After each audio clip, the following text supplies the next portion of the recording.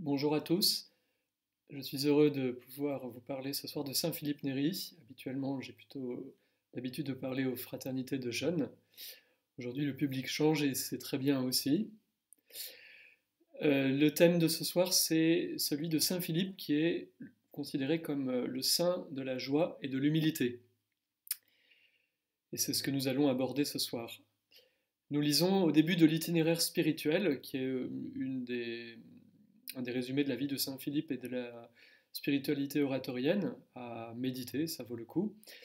Et voici ce que l'itinéraire spirituel écrit. Philippe avait hérité d'un caractère très agréable et était doté d'une bonté naturelle toute remplie de grâce.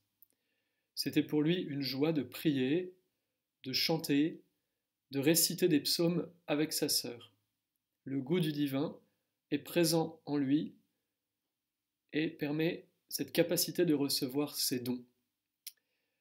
Voilà, si on résume, on peut dire que Philippe était joyeux de cette joie qui caractérise les saints et les saintes, non pas une joie euphorique et passagère, une joie d'excitation comme on peut parfois le vivre, mais une joie profonde qui vient de la rencontre avec Dieu.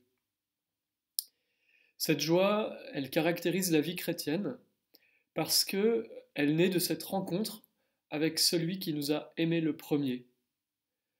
Je vous cite ce que dit le Saint-Père, le pape François, dans une de ses homélies. Il n'existe pas de chrétien sans joie. La carte du chrétien est la joie de l'Évangile, la joie d'avoir été choisi par Jésus, régénéré par Jésus, la joie de cette espérance que Jésus nous attend, la joie qui, aussi, dans les croix et les souffrances de cette vie, s'exprime d'une autre façon, qui est la paix dans la sécurité que Jésus nous accompagne, que Jésus est avec nous. Cette joie qui naît de cette rencontre avec le Seigneur est une joie qui va aussi au travers même, et c'est ça qui est étonnant dans la vie des saints et de Saint Philippe, à travers même la croix et la souffrance, parce qu'elle naît de ce contact intime avec Dieu qui naît au sein même de notre cœur, qui vient en nous et qui ne nous abandonne pas. Ce qui caractérise la joie de Saint Philippe, c'est qu'il avait perçu ce qu'il attendait au ciel, comme un avant-goût du paradis dès cette vie, et tout cela lui procurait une très grande joie. C'était une joie qu'on pourrait appeler surnaturelle, qui va donner de servir le Seigneur, une joie qui va lui permettre de vivre les petites choses de la vie quotidienne avec amour, et qui le poussait à communiquer cette joie aux autres. Il disait, avec de l'humour, mais aussi fermement, voilà, les mélancoliques et autres hors de ma maison. Non pas qu'il ne s'intéressait pas à ceux qui étaient dans la souffrance, mais ceux qui entretenaient cette espèce de tristesse permanente, cette râlerie permanente, cette mélancolie permanente, cette plainte ou ce mur des lamentations permanent, eh bien, il les mettait dehors gentiment pour qu'ils comprennent eh bien, que on est vraiment appelé à entrer dans cette joie d'être aimé par le Seigneur. Une joie qui parfois peut être un peu douloureuse parce que ça va passer aussi par les croix qui arrivent toutes seules, on n'a pas besoin de les rechercher, mais une joie de ne pas être abandonné, une joie de cette présence d'un Dieu qui vient à notre rencontre, d'un Dieu qui vient porter ce que nous sommes. Et il va la communiquer. Alors, telles sont les caractéristiques de cette joie philippine. Vous savez que de même que la mauvaise humeur est contagieuse, eh bien la joie et la gaieté le sont aussi. Et cette joie-là qui vient de Dieu, c'est la meilleure discipline pour progresser sur le chemin de l'esprit, tandis que la mélancolie et la tristesse entretenues sont des obstacles. Philippe est donc joyeux de cette joie qui naît de ce cœur à cœur avec Dieu, mais aussi de cette rencontre avec ceux qu'il rencontrait, parce qu'il voyait en eux eh bien, cette vie même de Dieu. Il voyait en son frère le visage même de Jésus. C'est ce que dit souvent Jésus dans l'Évangile. Hein. Chaque fois que vous l'avez fait à l'un de ces petits qui sont les miens, c'est à moi que vous l'avez fait. Donc cette joie qui est de pouvoir partager ce que l'on vit, joie de pouvoir se soutenir les uns les autres, joie d'apprendre à se connaître, joie de voir le visage du Christ dans le visage de son frère. Ce que vous essayez de faire dans les fraternités, ce que nous essayons aussi, nous, de vivre dans la rencontre quotidienne. La source de la joie de Saint Philippe, la prière. Et particulièrement dans l'Eucharistie qu'il va célébrer quotidiennement avec une ferveur intense. Alors on pourrait, on m'a fait la remarque une fois, imaginer une société plus simple à l'époque de Saint Philippe et se dire que c'est plus difficile pour nous au XXIe siècle, mais il me semble que c'est tout le contraire. Saint Philippe nous est comme une aide précieuse dans l'apprentissage de cette joie et de sa transmission. La vie de Saint Philippe n'était pas plus facile que la nôtre, comme toute ville n'est pas un long fleuve tranquille. On le sait. Et la Rome de l'époque de Saint Philippe avait tendance aussi à se paganiser, à laisser de côté la foi ou s'en servir. Et Saint Philippe va évangéliser de la même manière en étant un saint joyeux d'une grande ferveur. Je vous cite ce que dit l'itinéraire spirituel. La joie fait partie de l'héritage typique de Saint Philippe et demeure l'une des marques les plus caractéristiques de la vie des communautés philippines. Tous se souviennent d'un Saint Philippe gai, heureux, extravagant, imprévisible dans ses plaisanteries. C'est précisément à notre époque, dans un monde en proie à l'inquiétude, que les Philippins sont appelés à porter gaieté et joie comme le gage indubitable que Dieu nous aime. Voilà la force de Saint Philippe et de ce qu'il transmet à ses enfants, à ses fils et ses filles, tous ceux qui aiment cette spiritualité. Eh bien, c'est cette transmission de cette joie qui vient de cet amour que Dieu nous donne. Saint Philippe a su le transmettre au XVIe siècle et nous sommes appelés, nous aussi, à le transmettre dans une société qui en a bien besoin. Quelle belle mission. Alors, si la joie de Saint Philippe est une des caractéristiques fortes de sa vie, elle n'est pas une joie qui ne voit pas la réalité. C'est pas une joie qui se met au-dessus des autres, une joie euphorique, une joie planante, mais elle est une joie profondément enracinée dans la réalité et surtout profondément enracinée dans son humilité. C'est là que nous allons aborder le deuxième trait de personnalité de Philippe. Après sa joie, c'est son humilité. Il voulait des disciples joyeux, mais des disciples humbles. Souvent, quand on parle de l'humilité, on a souvent tendance à croire que cette humilité consiste à refuser les compliments, à se croire le plus nul possible, à s'humilier au maximum. Alors il est évident qu'il faut que nous retrouvions notre place réelle, mais il est bon de temps en temps d'accepter les compliments, non pas pour se mettre en avant, mais pour rendre grâce au Seigneur des dons qu'il nous a faits.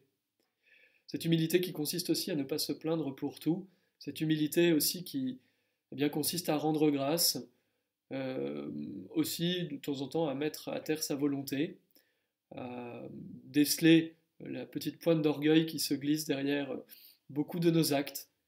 Mais il existe aussi une fausse humilité, voilà, déguisée, qui nous font, voilà, qui consiste à tout refuser, tout rejeter, à s'interdire tout ce qui pourrait être source d'action de grâce. Et en réalité, cette fausse humilité nous met en avant sans arrêt. Voilà. La vraie humilité telle que Philippe nous la donne, telle que le Seigneur nous la donne, puisque Philippe ne fait rien d'autre que de contempler le Christ Jésus, l'humilité de Dieu, elle consiste d'abord à retrouver notre identité d'enfant de Dieu, de personne créée. Bien sûr, ça va passer par un abaissement qui consiste à retrouver ce que nous sommes. J'aime bien une expression que j'avais trouvée dans un livre où l'auteur disait « Dans ce monde, nous avons à comprendre que nous avons tous un rôle à jouer, mais ce n'est pas forcément le premier rôle. Non pas un rôle comme au cinéma, nous ne jouons pas des personnages, mais que nous avons une mission dans ce monde, mais pas forcément la plus importante. Et c'est ça qui fait la force de l'Église.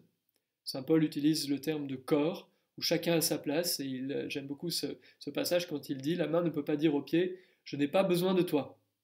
Nous avons chacun notre place dans le corps qu'est l'Église, des rôles visibles ou moins visibles, qu'importe. Ce qui fait la fécondité, la grandeur de notre vie, ce ne sont pas la somme des choses que nous faisons, la gloire que nous en tirons, mais vraiment la qualité d'amour avec laquelle nous vivons chaque instant. Cette humilité de se remettre entre les mains du Seigneur, de lui offrir ce que nous sommes, ce que nous faisons. Cet abaissement, cette humilité, tels que Philippe l'a vécu, tels que Philippe les a vécus, eh bien, nous sont donnés par le Seigneur lui-même. La première humilité de Dieu, c'est quand il se fait homme, l'humilité de l'incarnation. C'est d'ailleurs pour ça que pendant le Je crois en Dieu, on s'incline euh, quand on dit il s'est fait homme, il a pris chair de la Vierge Marie et s'est fait homme. Et à Noël, on se met à genoux. Parce que nous contemplons l'humilité de Dieu qui choisit librement de se remettre entre nos mains. Humilité de celui qui se donne à nous dans l'Eucharistie, qui se remet entre nos mains. Humilité de celui qui marche humblement avec son peuple. On voit ça dans l'Ancien Testament quand le peuple ne comprend rien et Dieu continue à l'accompagner humblement. Humilité de Dieu qui prend patience avec nous, qui ne comprenons rien. On regarde souvent cette humilité de Jésus qui accompagne les disciples, qui ne pigent jamais rien. Même cette parole de Jésus qui dit « Jusqu'à quand vous supporterai-je encore ?» C'est amusant de voir que les disciples ne comprennent rien, il leur faudra du temps, comme nous il nous faut du temps, et que Dieu prend patience. Benoît XVI un jour dans une de ses lettres disait « Nous sommes toujours pressés, Dieu a le temps pour nous, il prend le temps avec nous. Alors n'ayons pas peur bien de contempler cette humilité, cette patience de Dieu. » Saint Philippe était profondément humble de cette humilité qui vient de Dieu, de cette contemplation qui vient de son contact personnel avec le Christ, notamment dans l'Eucharistie. Humilité aussi dans la confession. Je crois qu'il est bon, pendant le carême, eh bien, d'aller vous confesser. Et moi aussi d'ailleurs. Voilà, de comprendre que quand nous nous mettons à genoux devant le prêtre, c'est ce que Philippe faisait toute la journée, il confessait, il recevait aussi, et il transmettait ce pardon de Dieu, cette humilité de Dieu qui vient comme se mettre à genoux pour recevoir nos péchés, qui vient les porter sur la croix, l'humilité de la croix, et qui nous en demande simplement pour nous pardonner, eh bien cette humilité de dire ce que nous avons fait, sans explication, sans chercher à se justifier, mais vraiment cette humilité de celui qui, comme un enfant, va dire les choses pour pouvoir recevoir cette miséricorde. Cette humilité qui seule est capable de nous faire entrer en communion avec le Dieu humble. Cette humilité est vraiment nécessaire à la prière. Car qui pourrait dire j'arrive à prier, je peux entrer en contact avec Dieu? Qu'est-ce que ça serait orgueilleux pour nous de dire j'arrive à prier, j'entre en contact avec Dieu? Personne n'arrive à prier si Dieu ne lui en donne pas la grâce, c'est impossible. Parce que nous sommes ses créatures et Dieu est notre créateur. Et c'est ça qui est beau, c'est que cette prière, notre prière demande cette humilité de celui qui attend patiemment, que nous ressentions ou pas quelque chose, simplement se tenir là, ce cœur à cœur avec Dieu, se laisser aimer comme disait un de mes amis prêtres il y a quelques années. Cette humilité, eh bien, nous est donnée par Philippe, voilà ce qu'il récitait. Seigneur, dispose de moi selon ta volonté et selon ta sagesse.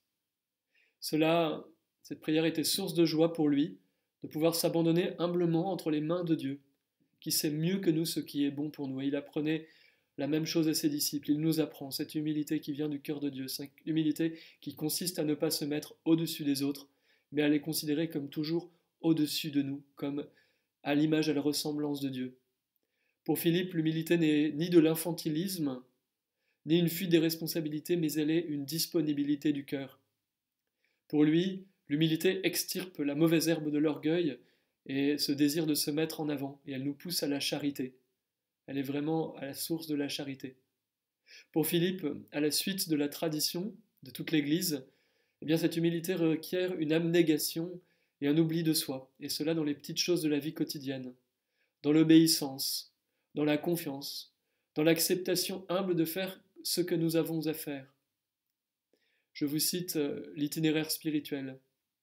C'est ainsi que compris et vécu l'humilité de saint Philippe qui estimait vanité tout ce qui n'était pas amour de Dieu et ne portait pas à cet amour.